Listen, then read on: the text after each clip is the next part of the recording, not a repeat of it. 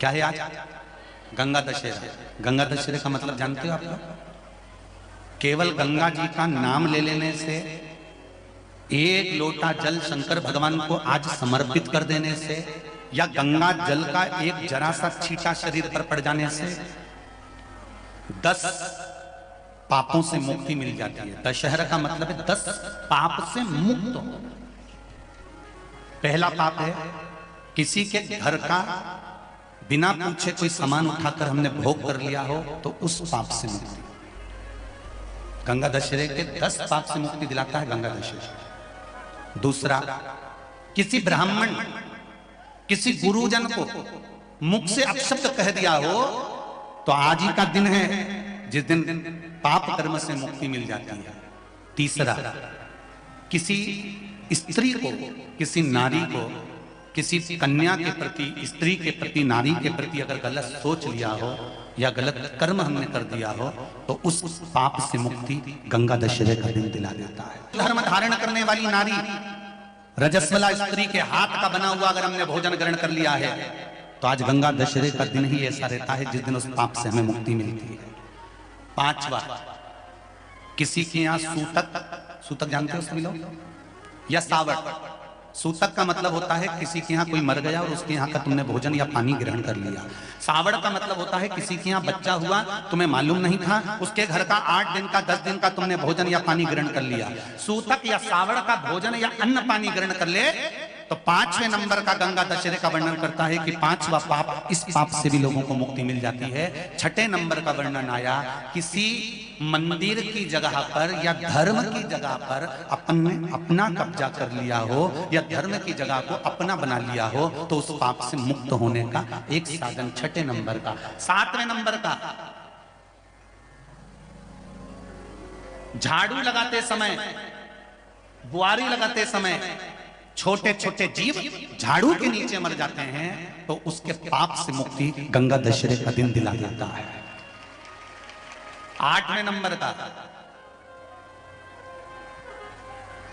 8वें number, जिस समय हम भोजन ग्रहण कर रहे हो और हमारे दरवाजे पर कोई व्यक्ति आकर बैठा हुआ है और हमने उसको भोजन का नहीं पूछा या उसका मुख झूठा ना कराया, तो उस दोष से वंचित हो जाए, उस दोष को समाप्त कर दे, वो गंगा दशहरे का दिन। 9वें नंबर का, बेटी की शादी करी और बेटी की शादी करने पर बहुत सारा कन्यादान आया। उस कन्यादान में साड़ियां ज्यादा आ गई, सामान ज्यादा आ गया, मिक्सर 2 सेट आ गए, डिनर के 2 सेट आ गए, और मायके वालों ने 1 सेट अपने घर में रख लिया और उस मिक्सर में खूब सामान पीस पीस के खाया, खूब निपटाया। बेटी के कन्यादान का सामान घर में रखकर उसका भोग करने पर जो पाप लगता है, 9वें नंबर का कहता है गंगा दशहरे का दिन उस पाप को धो देता है।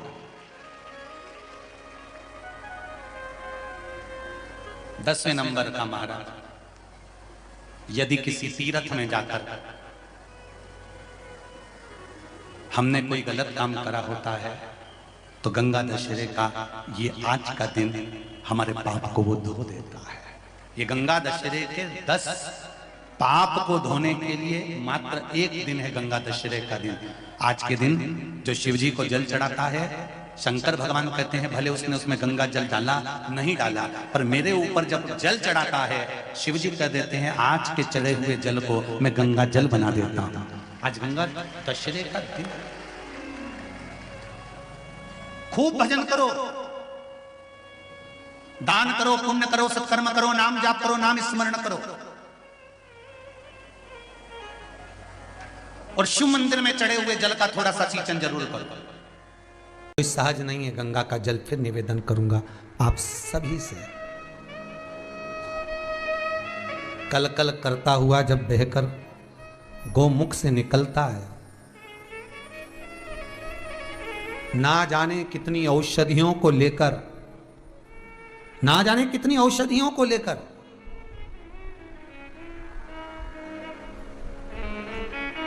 देवप्रयाग तक आता है। देवप्रयाग से ना जाने कितनी औषधियों को लेकर ऋषिकेश हरिद्वार तक आता है, कितनी औषधियों को लेकर, और वो औषधियां उस जल में पत्थर से घर्षण कर कर कर पिसाती जाती हैं। पिसाती जाती। इसलिए तो गंगा के जल में कीड़ा नहीं होता, चढ़ता नहीं है, बदबू नहीं आती, गंध नहीं आती। जब लोगे तब निर्मलता देगा, तब निर्मलता। एक नर्मदा और एक गंगा। एक नर्मदा, शास्त्र कहता है, लिंग पुराण कहती है, शिव महापुराण कहती है कि नर्मदा का कंकर शंकर है, गंगा का कंकर गौरी शंकर है। बहुत ध्यान दीजिएगा महाराज। गंगा और नर्मदा, नर्मदा का एक एक कंकर शंकर का भाव व्यक्त करता है। आप नर्मदा जी, शिव महापुराण की कथा में पहले भी कहा आपको, जब शिवलिंग कथा कह रहे थे, शायद पिछले वर्ष की बात होगी। अगर आप लोगों ने नहीं सुनी हो तो हमारे चैनल पर जाकर और उस कथा को निकालकर अवश्य श्रवण करें। जब हमारे चैनल पर पहुंचेंगे सब्सक्राइब कर उस चैनल पर कथा को निकालिएगा, पिछले वर्ष की शिवलिंग शिव महापुराण कथा सुनिएगा। उसमें वर्णन किया था कि आप पारत का शिवलिंग बनाओगे, आप पन्ने का शिवलिंग बनाओगे, मूंगा का शिवलिंग बनाओगे या पुखराज का शिवलिंग बनाओगे, पत्थर का शिवलिंग बनवाओगे, मार्बल का बनवाओगे, काले पाषाण का बनवाओगे, जितने भी शिवलिंग का आप निर्माण करोगे, इनकी प्राण प्रतिष्ठा, इनकी सिद्धता आपको करवाना पड़ेगी। इनको सिद्ध करवाना पड़ेगा घर में रखने से पहले। इनको प्रतिष्ठित का भाव देना, भले स्थायी नहीं करेंगे, भले प्रतिष्ठित नहीं करेंगे, पर चलित मूर्ति भले उठाएंगे स्नान कर, पर उसको सिद्ध तो करना पड़ेगी, इनको सिद्ध करना पड़ेगा। पर एक नर्मदा जी का कंकर, नर्मदा जी में से निकला हुआ एक पत्थर, नर्मदा जी में से निकला हुआ एक कंकर, नर्मदा जी के जल से निकला हुआ एक पाषाण, आप उसको अभिषेक कराएं ना कराएं, आप उसको सिद्ध कराएं ना कराएं, आप उसको प्रतिष्ठित कराएं ना कराएं, वो अपने आप में प्रतिष्ठित होता है। जहां रख दिया जाता है वहां सिद्ध हो जाता है, जहां रख दिया वहां सिद्ध है। नर्मदा का कंकर शंकर है, नर्मदा का कंकर शंकर।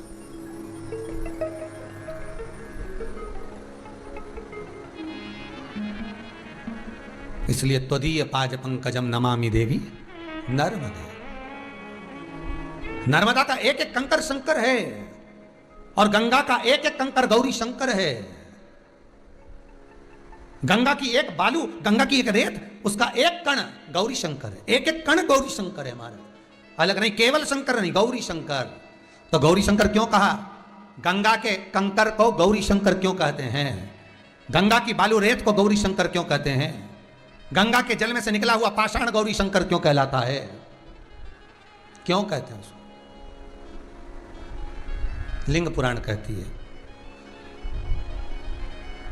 जब भगवान शंकर के तेज पुंज को सूर्यदेव अग्निदेव ने लाकर गंगा जी को दिया, तो गंगा जी के जल ने शंकर भगवान के तेज पुंज को रखकर उससे पुत्र को प्रकट किया।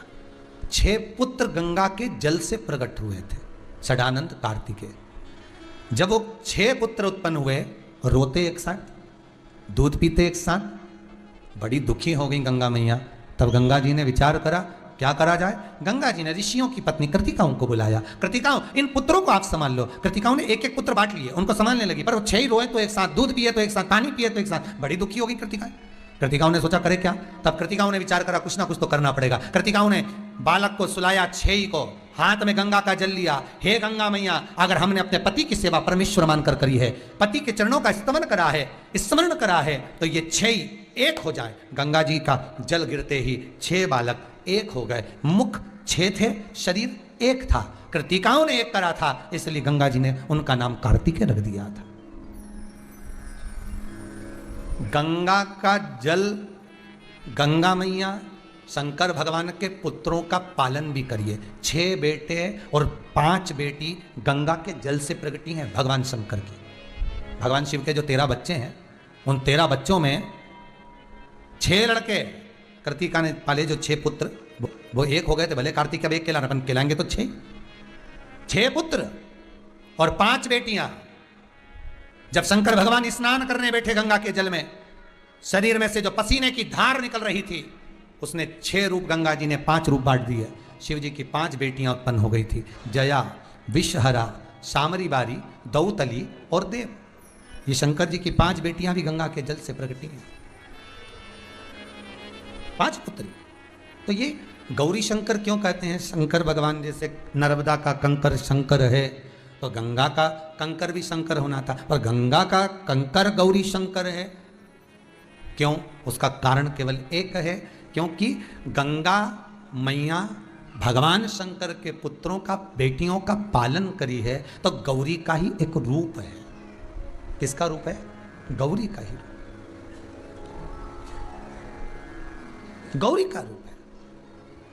और उस कंकर में गंगा का जल जो लगा हुआ है, गंगा का जल जो स्मरण किया हुआ है, वो गौरी शंकर का ही प्रतीक है। सहज मानो तो मैं गंगा माऊं, ना मानो तो बहता। ये आपके ऊपर है, आप क्या मान सकते हो गंगा जी को। हम तो आप लोगों से भी कहेंगे, और जितने इस आस्था चैनल के माध्यम से कथा सुन रहे हैं उनसे भी निवेदन करेंगे, जितने फेसबुक यूट्यूब पर कथा श्रवण कर रहे हैं उनसे भी निवेदन करेंगे, जब 6 अगस्त को शिवलिंग का आप निर्माण करेंगे, पूजन करेंगे, तो निवेदन रहेगा, वो पुत्र भी साधारण नहीं, वो पुत्र भी अगर प्रकट हुआ है तो गंगा के जल से प्रकट हुआ है। उस गंगा के जल का प्रबलता कितनी होगी कि माता पार्वती ने कार्तिकेय जी से कहा, सुन कार्तिकेय, सुनो कार्तिकेय, ये तारकासुर के हृदय में, चित्त में, वृत्ति में शिव बैठे हैं, अगर तुम संहार करना तो इसके हृदय को ठेस ना पहुंचे, उसका ध्यान रखना। इसके हृदय को ठेस ना पहुंचे, इसका ध्यान रखना। जीवन में एक बात हमेशा अपने जीवन में उतार कर रखिए कि कर्म ऐसा कर कर चलिए कि किसी की चित्त वृत्ति में, किसी के हृदय में आपके द्वारा कभी ठेस ना पहुंचे।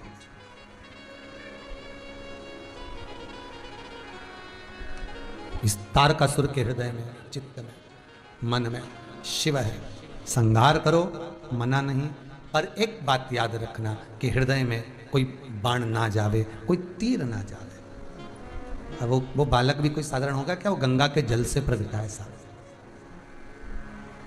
गंगा का जल जिसके शरीर के भीतर रोम रोम में समाहित हुआ होगा, वो कोई साधारण होगा?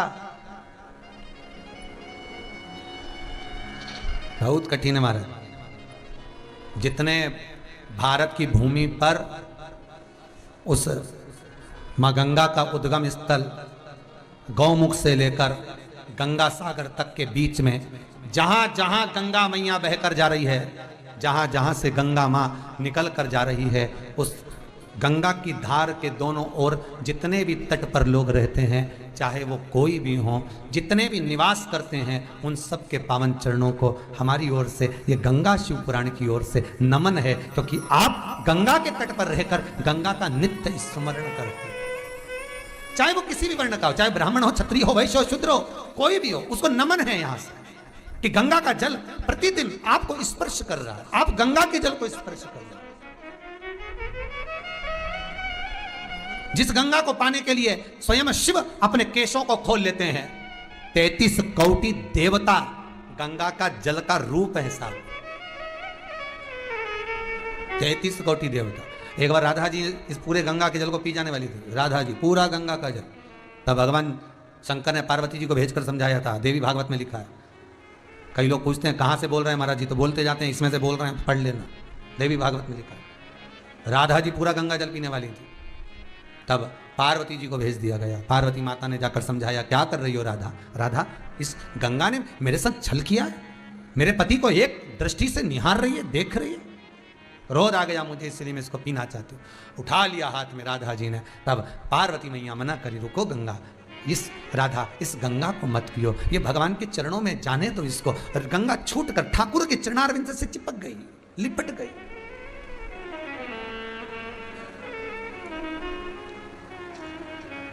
भगवान के चरणों से जाकर लिपट जाती। कुछ सहज है गंगा, कौन ना पाना चाहेगा गंगा का जल? कौन ना पाना चाहेगा? महाराज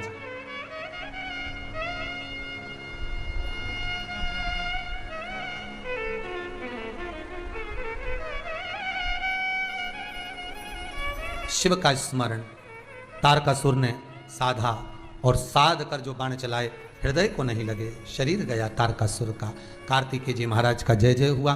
बोल गंगा महारानी की जय। भारत की भूमि एक ऐसी भूमि है, इस भारत की धरा एक ऐसी धरा है जहाँ पवित्र पवित्र नदियां विराजमान है, जहाँ पवित्र पवित्र तीर्थ विराजमान है, जहाँ पवित्र पवित्र आनंद सुख विराजमान है। यहाँ नित्य प्रति भगवत नाम का स्मरण होता रहता है, जहाँ का एक एक कंकर शंकर है। ऐसी पावन पवित्र भूमि भारत माता की है, जहाँ पर जीव कैसा भी हो अगर प्राणों को त्यागता है तो उसके आगे डेड बॉडी नहीं लिखी होती, उसके आगे स्वर्गवासी लिखा होता है कि ये स्वर्गवासी है। मतलब भले इसने पाप करा तो भी ये स्वर्ग का निवास करने वाला है, ये स्वर्ग की ओर निवास कर रहा है।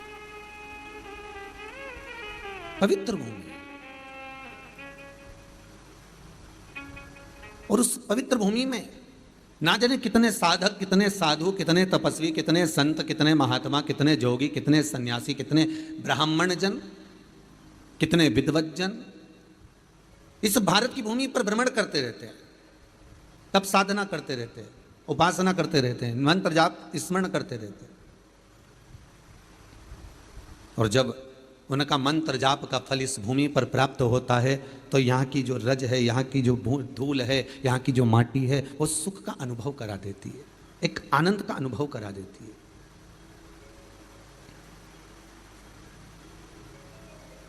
श्री भागीरथ बाबा गंगा जी को लेकर आए।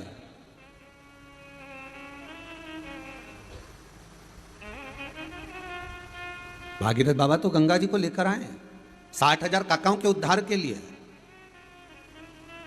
और वो गंगा भी बहती हुई गौमुख से लेकर चलते चलते चलते चलते वो गंगा भी कलकत्ता तक जब पहुंची है, गंगा सागर तक जब पहुंची है, तो उसके घाट पर, उसके तट पर, गंगा महारानी के किनारे पर जितने जितने भक्त, जितने साधु, जितने सन्यासी, जितने साधक, जितने उपासक, जितने जीव रह रहे हैं, ये गंगा उनका कल्याण कर रही है। और जो उसकी शरणागति में जा रहा है, गंगा उसका उद्धार कर रही है। गंगा लोगों के घर घर तक पहुंचा दी है आपने, उसके लिए बहुत बहुत साधुवाद, बहुत बहुत धन्यवाद। शिव महापुराण के रूप में गंगा, शिव महापुराण घर घर तक पहुंचे।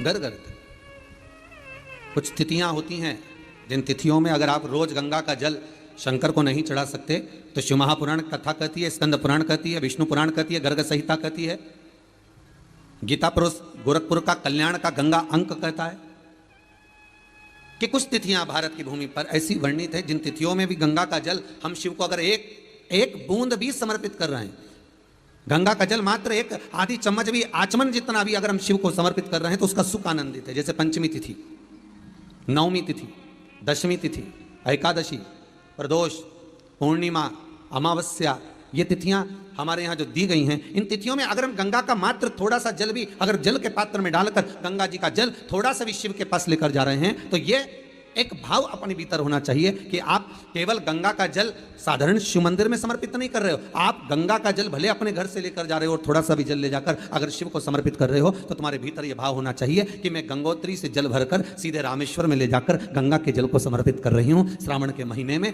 या अन्य महीने में आप शिव को समर्पित कर रहे हैं, यह आपके भीतर एक भाव उत्पन्न होना चाहिए।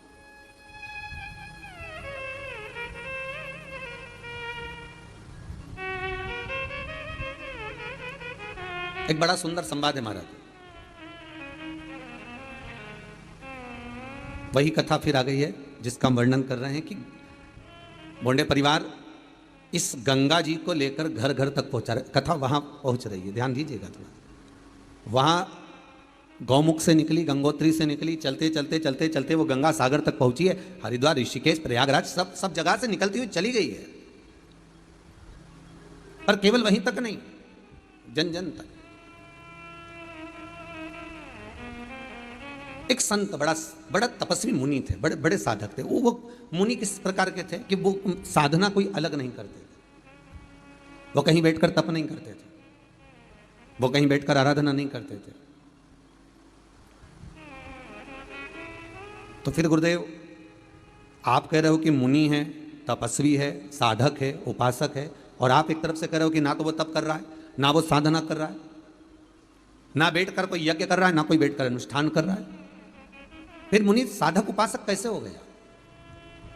फिर तो इतना कह सकते हैं कि केवल एक ब्राह्मण है, जो पूजन आदि में लगा हुआ है? नहीं नहीं नहीं। शिव महापुराण की कथा कहती है कि वो एक मुनि, एक साधक है, ब्राह्मण कुल में जन्मा, पर बड़ा तपस्वी। तपस्वी किस चीज का था? तो शिव पुराण कहती है उसको एक तप साधना थी कि वो कहीं अगर भगवान की कथा होती थी, कहीं अगर शिव महापुराण मिल जाए, कहीं भागवत पुराण मिल जाए, कहीं रामायण मिल जाए, कहीं गीता मिल जाए, कहीं भगवान का गुणानुवाद करना मिल जाए, या कोई संतों का सानिध्य या संतों का समागम अगर कहीं प्राप्त हो जाए, कहीं भगवत चर्चा प्राप्त हो जाए, तो उस जगह पर जाकर बैठ जाता था। एक भगवान की कथा में जाकर बैठना भी एक तपस्वी का भाव है, एक साधक का भाव है, एक साधना है, एक आराधना है, एक तप है, एक भगवान को प्राप्त करने का, भगवान को अपने भीतर उतारने का एक स्थान है।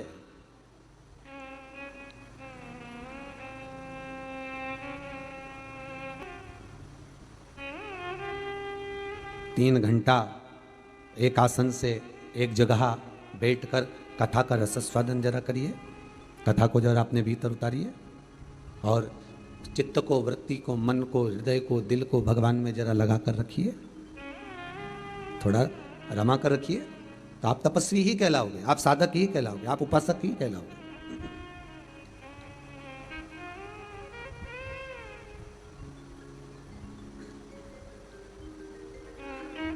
आपकी उपासना हो गई। वो ब्राह्मण केवल मुनि का जो वेश रखता है और भगवत की चर्चा में, भगवान के स्मरण में डूबा रहता। चार संत निकल कर जा रहे थे, बड़े जटाजूट बंधे हुए थे, बड़ी माला कंठी पहने हुए थे, बहुत बहुत माला धारण करे, चंदन लगाया हुआ है, खूब साधारण, बहुत साधु सन्यासी का वेश धरे हुए। और ये व्यक्ति कहीं से शिव महापुराण की कथा, कहीं से भगवान की चर्चा कर कर आ रहा था। और इसके पास में वो जो जाने वाले व्यक्ति थे, उन्होंने, चार संतों ने आकर पूछ लिया, भैया, ओ भैया, तुम मुनि के वेश में लग रहे हो, तुम तपस्वी के वेश में लग रहे हो, वस्त्र भी तुम तपस्वी ऐसा धारण कर कर रखे हो, पर एक मन में एक प्रश्न है, हम यहां से हरिद्वार जाना है, आप हमको रास्ता बता दोगे क्या हरिद्वार जाने का? उसने पूछा, काहे के लिए जाना है? अरे गंगा का स्नान करने जाना है हमको। अच्छा अच्छा अच्छा, गंगा स्नान के लिए जा रहे हो? हाँ चले जाओ, यहाँ यहाँ हमको देखो, हम जानते तो नहीं हैं, तो आप इस गांव के नहीं हो क्या? हम गांव के ही हैं। कितने साल हो गए गांव में रहते थे? लगभग हमको हो गए 50 साल 100 साल। हमारे दादा वगैरह भी यहीं रहते थे, पर हम जब पैदा हुए, हमारी उम्र हमारी 50 साल की हो गई, हम कितने साल से रह रहे हैं। अच्छा ठीक है, गंगा किधर है आपको मालूम नहीं है क्या? उसने हाथ जोड़कर कहा, भैया देखो बात इतनी सी है कि मैं गंगा माता को नमन करता हूं, मैं गंगा के चरणों को पावन समझता हूं, मैं गंगा के चरणारविंद का स्मरण करता हूं, मैं गंगा जी को अपने मस्तक पर चढ़ाता हूं, पर सबसे बड़ी बात केवल इतनी सी है कि मैं आज तक गंगा को नहाने के लिए नहीं गया। कितने दूर है यहां से? पूछा। बस मैंने सुना है यहां से 42 किलोमीटर की दूरी पर गंगा जी है। 42 किलोमीटर दूरी पर, और तुम कभी नहाने नहीं गए? नहीं नहीं नहीं, मेरा जाना नहीं हुआ। तो गंगा का रास्ता तो देखा होगा? पता नहीं, पर तो लोग कहते हैं इधर से जाते हैं, लोग कह रहे हैं इधर से जाते हैं। अब मैंने देखा तो है नहीं, मैंने जानता तो नहीं। अच्छा अच्छा, ठीक ठीक ठीक। संतों को आ गया क्रोध, चारों संतों ने मिलकर एक साथ कहा, कैसा मूर्ख है, कितना पागल व्यक्ति है, 42 किलोमीटर दूर गंगा जी विराज रही है, 42 किलोमीटर दूर गंगा विराजमान है, और 42 किलोमीटर दूर ये आज तक गंगा नहाने नहीं गया, तो इसके बराबर पापी कौन होगा? आज तक जो गंगा के घाट पर नहीं पहुंचा, आज तक जो गंगा जी के नजदीक तक नहीं पहुंचा, तो इसके बराबर पापी और कौन होगा? चारों ने कह दिया, तेरे जैसे पापी का हमने कहां मुख देख लिया, कहां हमने मुंह देखा, तेरे जैसे पापी का कहां हमने मुख देख लिया, कहां मुख देखा। चारों हर गंगे हर गंगे हर गंगे कहते कहते गंगा जी के घाट पर हरिद्वार के उधर जाने लगे, गंगा को ढूंढने के लिए, गंगा को पाने के लिए जा रहे। चारों जब चले, हरिद्वार पहुंच गए। किसी से पूछा, यहां हरिद्वार है? हाँ ये हरिद्वार है, पर यहां गंगा जी तो दिख नहीं रही है, गंगा तो नहीं दिख रही है, गंगा कहां है? भैया हरिद्वार तो यही और गंगा भी यहीं थी, पर पता नहीं कहां चली गई। उन्होंने कहा चलो और आगे गंगा जी को देखते। ऋषिकेश पहुंच गए। यहाँ भी गंगा नहीं है। ढूंढते ढूंढते और आगे बढ़े, और आगे, और ढूंढते ढूंढते ढूंढते ढूंढते गंगोत्री तक पहुंच गए, पर गंगा नहीं मिली। शंकर की आराधना, शिव तत्व को जानना, शंकर को पहचानना, संपूर्ण विश्व के ब्रह्मांड के जितने भी साधक हों, उपासक हों, संत हों, साधु हों, सन्यासी हों, तपस्वी हों, ये सब भले तप करे हों, भले साधना करी हो, पर उस तप साधना का जो बल है उससे भी ये ज्ञात नहीं कर पाते हैं कि शंकर, शंभु, त्रिकालदर्शी, कैलाशी, अविनाशी शिव तत्व है क्या।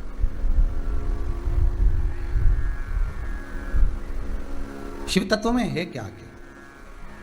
शंकर में ऐसा क्या है कि केवल जल चढ़ा देने से भी शिव हमारे को प्राप्त हो जाता है, या शंकर हमारे मन के भाव को जान जाते हैं?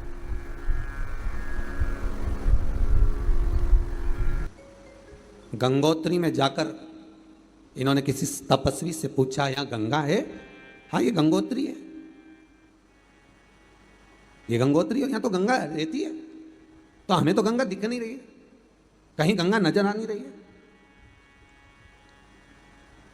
फिर गंगा गई कहाँ? पता नहीं। तपस्वी से पूछा कि गंगा कहाँ है? तपस्वी बोलते गंगा तो यही है, पर हमको लगता है कि तुम 4 संतों ने ज्ञान गंगा का अपमान कर दिया, किसी मुनि का, तपस्वी का, साधक का, उपासक का तुम अपमान कर कर आए, और उस तपस्वी का तुमने जो अपमान करा है, उस मुनि का जो तुमने अपमान करा है, उस मुनि के अपमान के तहत तुमको गंगा का दर्शन नहीं मिल रहा। बहुत ध्यान देना महाराज, ये शिव ज्ञान गंगा है, और वो अविरल बहने वाली विष्णुपदी भागीरथी एक गंगा वो है। एक ये ज्ञान गंगा है, और एक भागीरथी विष्णुपदी एक वो गंगा है। दोनों में अंतर है। कभी आपके भीतर ये गम नहीं होना चाहिए, कभी आपके भीतर ये भाव नहीं उत्पन्न होना चाहिए कि मैं गंगा नहीं गया। अगर जो शिव महापुराण की कथा में रमे हुए हैं ना, जो शंकर की कथा को रोज प्रतिदिन श्रवण कर रहे हैं, भगवान की भक्ति को जो धारण कर रहे हैं, भगवान की कथा को जो नित्य श्रवण कर रहे हैं, उनके भीतर ये भाव जागृत होना चाहिए कि गंगा मेरे से दूर नहीं, गंगा मेरे करीब में है।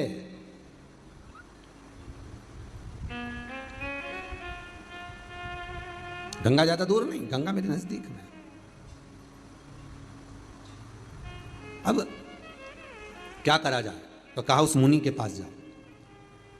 चारों संत मुनि को ढूंढते ढूंढते पहुंचे, कथा में बैठा हुआ था, कहीं शिव महापुराण, कहीं सत्संग, कहीं भजन, कहीं कीर्तन, कहीं स्मरण, कहीं नाम जाप, कहीं मंत्र जाप में डूबा हुआ था। गया, चारों मुनियों ने, संतों ने उसके चरण पकड़ लिए। हमसे गलती हो गई, हमने तुम्हें अपमान कर दिया, हमने तुम्हारा अपमान कर दिया, हमसे गलती हो गई। गुरु शिव महापुराण में एक बात कही थी, आप कितनी भी गलती कर रहे हो, आप क्या शब्दों का संबोधन कर रहे हो, आप क्या बोल रहे हो, ये मतलब नहीं है। सबसे मूल ये है कि आप अगर कोई गलती को कर दिए हो तो सबसे पहला संबोधन आपके मुख से निकलना चाहिए क्षमा, सॉरी।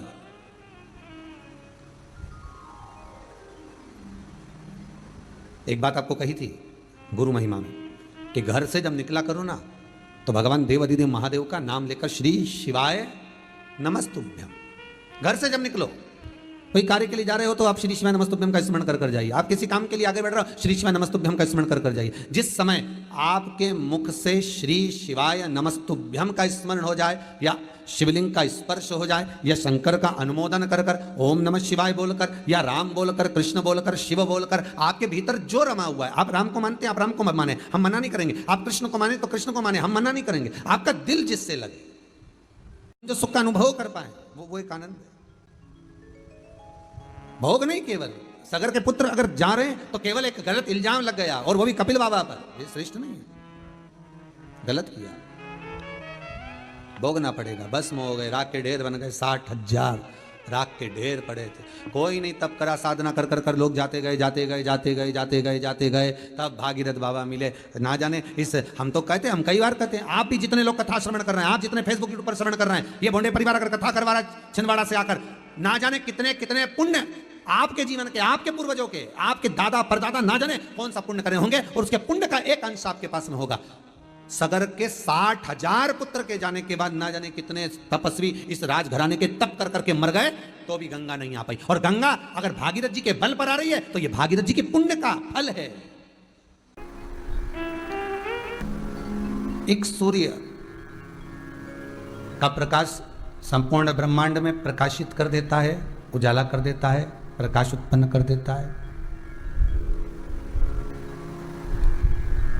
संपूर्ण ब्रह्मांड में एक सूर्य का प्रकाश चारों तरफ प्रकाश उत्पन्न कर देता है। उसी तरह शंकर के इस शिवलिंग का जो तेज पुंज है, मात्र जल का एक पात्र जब हम समर्पित करते हैं, जल का एक भाग भी अगर हम शंकर को दे रहे होते हैं, तो उस जल के भाग से हमको जो प्राप्त होता है, लिंग पुराण कहती है कि ऐसा कोई सुख नहीं है जो मनुष्य के खाते में नहीं लिखा जाता। श्रावण महापुराण की कथा कहती है कि शंकर के शिवलिंग के भीतर 33 कोटि देवताओं की जो तेज पुंजता है, 33 कोटि देवताओं का जो तेज है, जो बल है, जो सुख है, वो शिवलिंग के रूप में भगवान शंकर के पास में ही विराजमान है। के महीने में अगर एक जल की बूंद भी आप शिव को चढ़ा रहे हो तो उसका फल कितना है वो देखिए।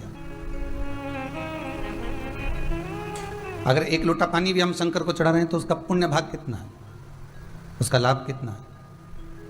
आपको पहले भी कथा में काज फिर कहते हैं, शंकर को अगर आप एक बेलपत्र चढ़ा रहे हो तो यह मत सोचना कि आप चढ़ा रहे हो, कहीं कोई पुण्यता आपके जीवन की प्रकट हुई होगी, तब जाकर शिव को एक बेलपत्र आप समर्पित कर पा रहे, तब शंकर को आप एक बेलपत्र दे पा रहे हैं। अगर एक लोटा पानी भी आप शंकर जी को चढ़ा रहे हैं, एक लोटा पानी भी अगर शिव को समर्पित कर रहे हो, तो ये केवल आपकी पुण्यता नहीं, आपके परिवार की, आपके कुटुंब की, आपके कबीले की, आपके पूरे कुल की कहीं पुण्य आई हो। तब जाकर भगवान शंकर की पावन कथा को हम श्रवण कर रहे हैं, जल भगवान शंकर को समर्पित कर रहे हैं, कहीं हमारी पुण्यता।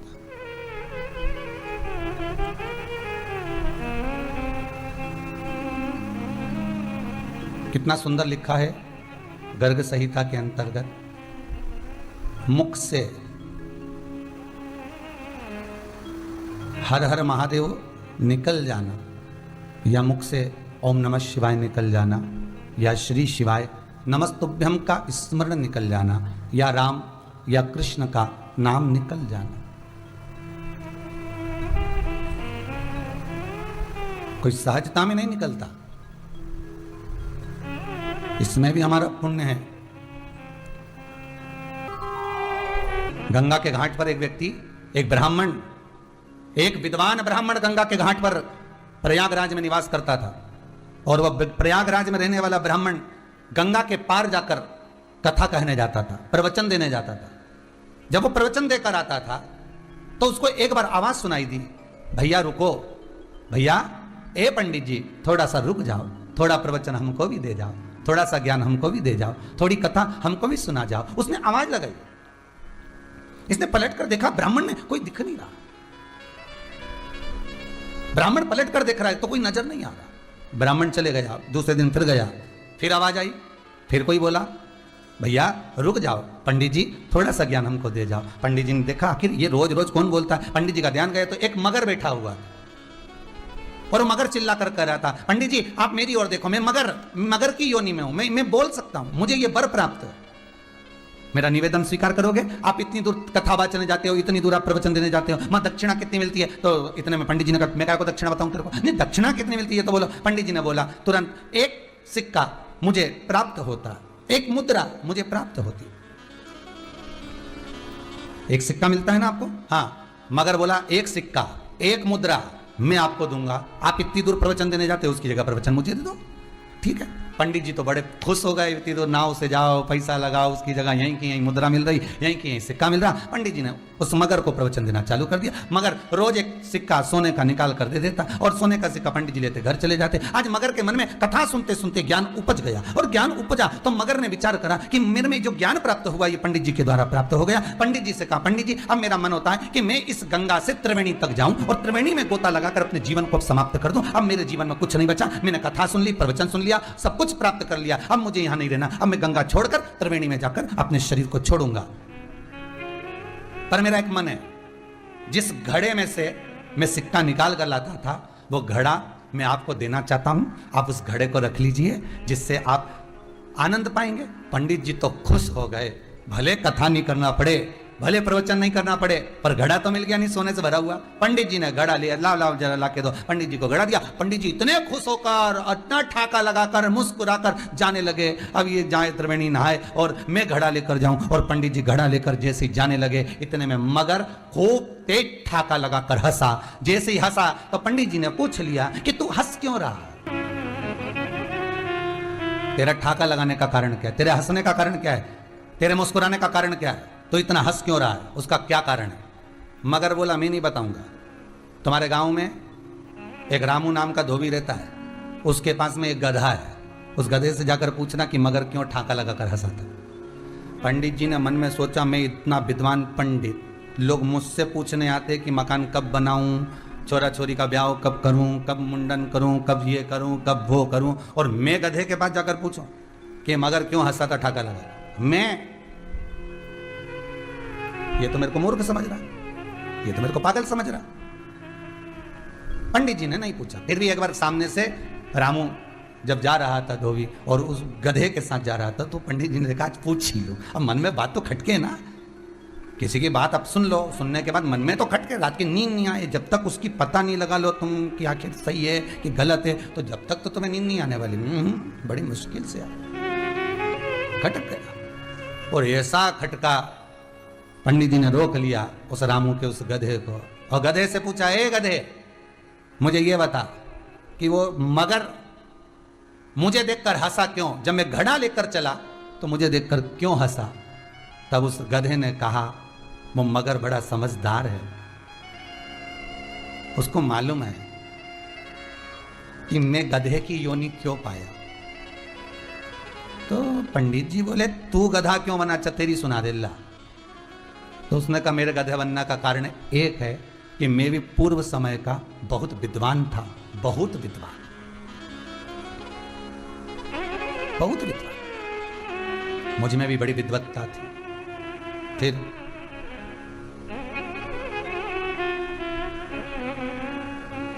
मैंने भी बड़ी विद्वत्ता प्रदान करी लोगों को। जेठानी के बच्चे को अगर चाय बना कर दी, कम दूध की दे दी, खुद के बच्चे को चाय बना कर दी, ज्यादा की दे दी। दुकान पर खुद का बेटा आया, निकालकर 500 का नोट दे दिया, और भाई का बेटा आया, निकाल के 100 रुपए दे दिया। ये भेद कहां से आया?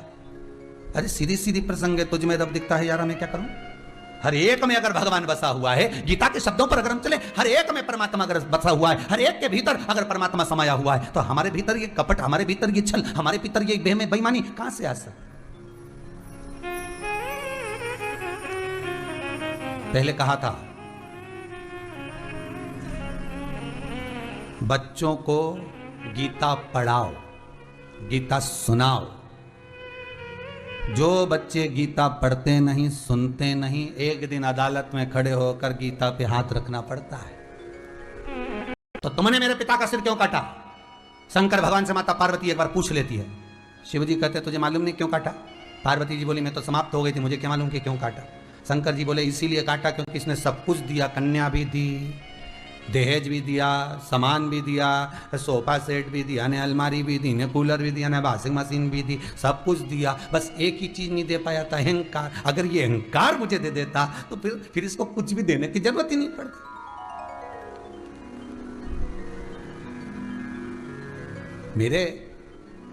मेरी माताओं से एक निवेदन और बेटियों से निवेदन है, जितों की बेटियां, जितनी कुंवारी बेटियां हैं ना, जिनकी शादी नहीं हुई, उनसे हाथ जोड़कर निवेदन है, बेटियां याद रखना, तुम अलमारी लाना दहेज में, मना नहीं हो, फ्रिज लाना दहेज में मना नहीं हो, कपड़ा भी लियाना मना नहीं है, पेटी भी लियाना लोहा की, नहीं लोहा की तो बंद हो गई, अटैची लाते हो गए, अटैची लियाना मना नहीं है, चप्पल भी लियाना मना नहीं है, पर निवेदन है अहंकार लेकर मत आना।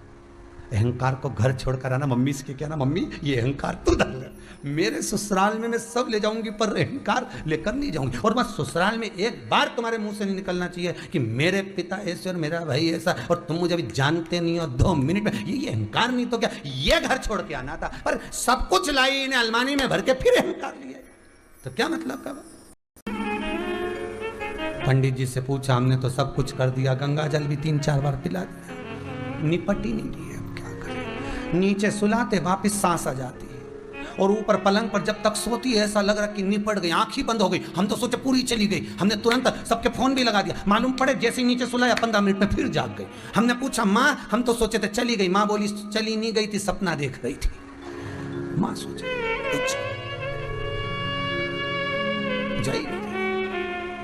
तुम्हारे अभी कोरोना महामारी में तुमने देखा होगा, जब कोई जवान की जवान व्यक्ति चले गया होगा ना, उस मोहल्ले में कोई ऐसा व्यक्ति भी पड़ा होगा, बहुत तड़प रहा होगा, सड़ रहा होगा, अवस्था भी बहुत हो गई होगी, वो पड़ा है, अभी तक पड़ा है, तो मोहल्ले के लोग ही कह रहे ये चली जाती, वो बेचारा चले गया, 29 साल का था,